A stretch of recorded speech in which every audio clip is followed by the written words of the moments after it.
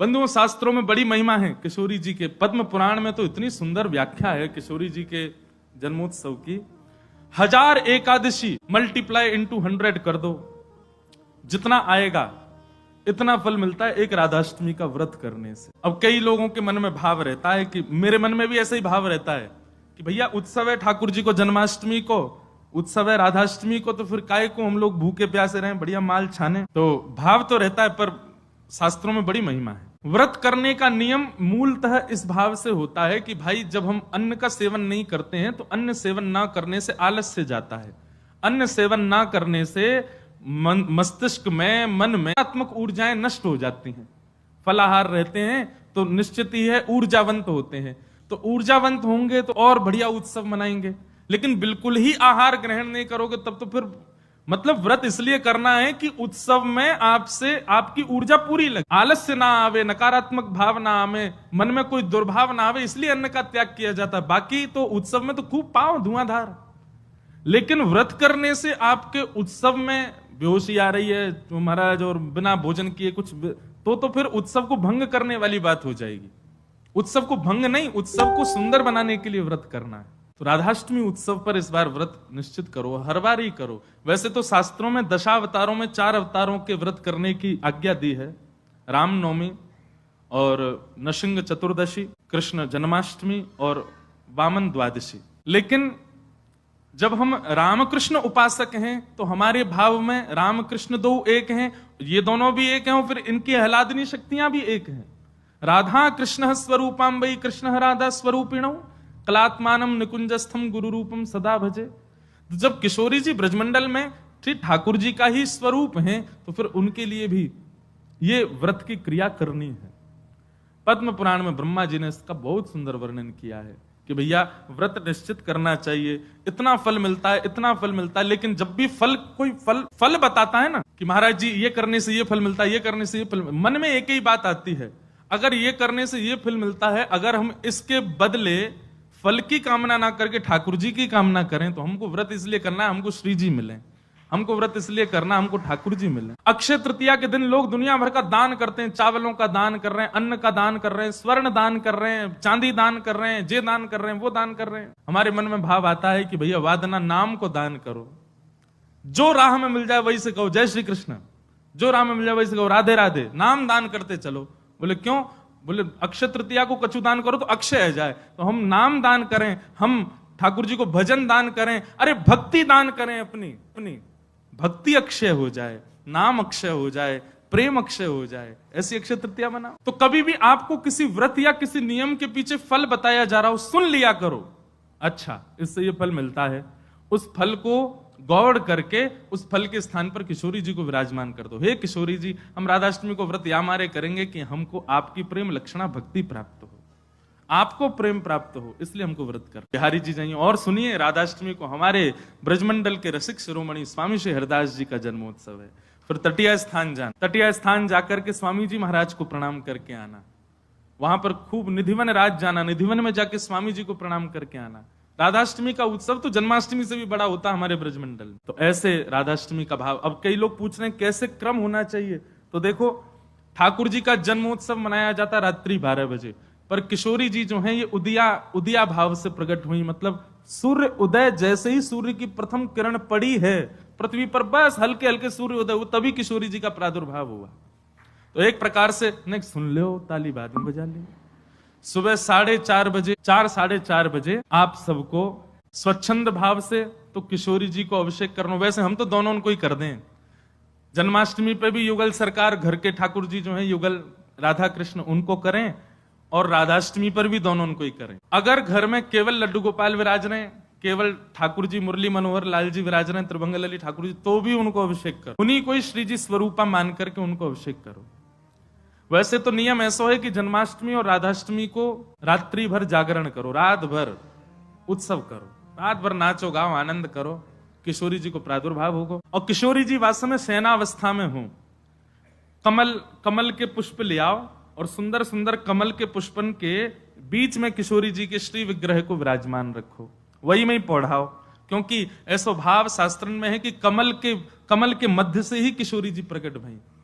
तो कमल मध्य में किशोरी जी को विराजमान करो, घर पे ठाकुर जी हैं तो ठाकुर जी को विराजमान रखो। और प्रातः काल 4 बजे है तो महाराज शंखनाद करो, बधाई गायन करो, सुंदर घंटे घड़ियाल नगाड़े आदि बजाओ। वाक्य बाद में दीप प्रज्वलन करके किशोरी जी को प्रादुर्भाव करो।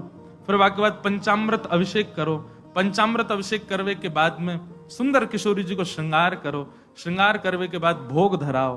भोग धरा करके फिर किशोरी जी की आरती करो। आरती करने के पश्चात फिर खूब नाचो, इतने नाचो इतने हम तो अभी जयपुर में एक बात कह के आए, उत्सव तब तक मत मानो कि नाचते नाचते उत्सव करते करते डॉक्टर के पास नहीं जाना पड़ जाए। अगर आपको दवाई नहीं लेनी पड़ी तो समझो उत्सव मनाया ही नहीं आपने। शादी ब्याह होता है घर में तो लड़की का जो भाई होता है या लड़की के पिताजी, लड़की के मामा, लड़की पक्ष के, लड़का वाले तो ऊधम करें, लड़की वाले इनकी कमर कसे, उनके जेब में 2-4 दवाई पड़ी रहती है, सिर दर्द की, पेट दर्द की। क्यों, हमारी तो बड़ी 3 बहनें तो उनको पता है, एक दवाई रखी रहेगी। क्यों, सिर दर्द हो रहा है, सो नहीं पा रहे हैं।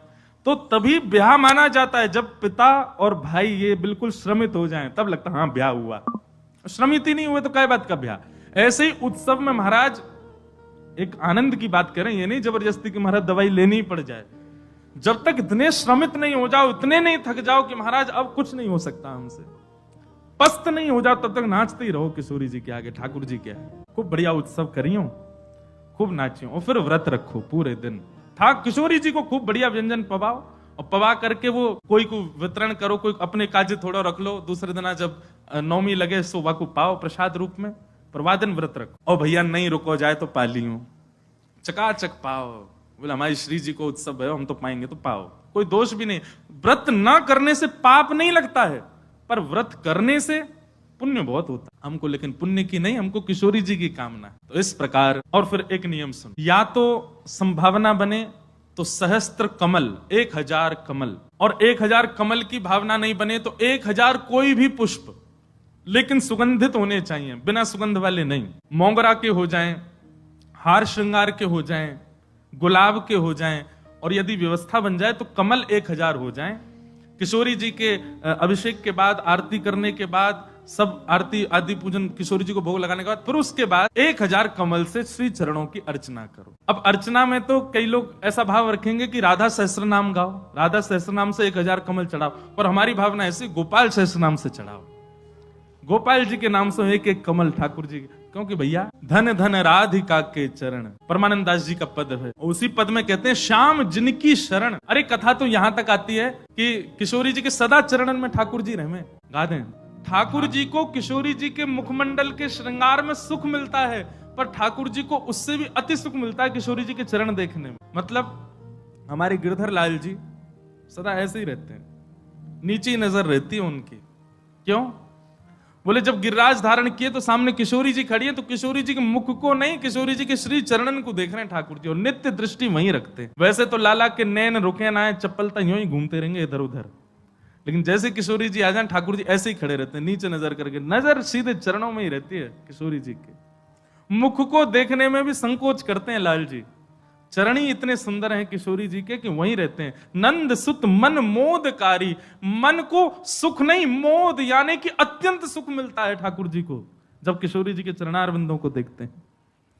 दास परमानंद जिनके धन धन राधिका के चरण, राधिका के चरण। तो किशोरी जी का अभिषेक करने के बाद, भोग लगाने के बाद, आरती करने के बाद, सहस्त्र कमलों से गोपाल सहस्त्र नाम पाठ करके किशोरी जी को चढ़ाओ। और वैसे तो देखो भाव बहुत सारे हैं, पर मेरा भाव तो यह है कि ठाकुर जी के नाम से किशोरी जी के श्री चरणन में पुष्प अर्पित करो।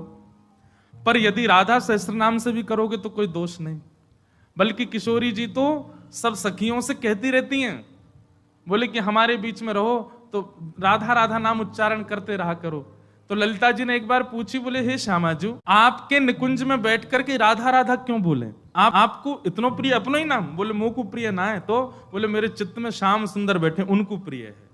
तो राधा राधा आप उच्चारण करेंगे तब मेरे चित्त में विराजमान ठाकुर जी सुनेंगे तो उनको सुख मिलेगा। उनके बोले मेरे चित्त में श्याम सुंदर बैठे, उनको प्रिय है। तो राधा राधा आप उच्चारण करेंगे तब मेरे चित्त में विराजमान ठाकुर जी सुनेंगे तो उनको सुख मिलेगा, उनके सुख के लिए मेरो नाम गा। तो यदि राधा सहस्त्र नाम से भी अर्चना करो तो भी ठाकुर जी प्रसन्न होंगे। और गोपाल सहस्त्रनाम से करो तो श्री जी प्रसन्न होंगे। तो दोनों भाव से आपको जो बढ़िया लगे। और कई भगत तो ऐसे भी यहाँ बैठे हैं, वो तो 2000 कमल लाएंगे, पहले राधा सहस्त्रनाम फिर गोपाल सहस्त्रनाम, दोनों उनको प्रसन्न कर दे। तो इस प्रकार किशोरी जी का भाव रखना और फिर पूरे दिन बढ़िया उत्सव मनाना।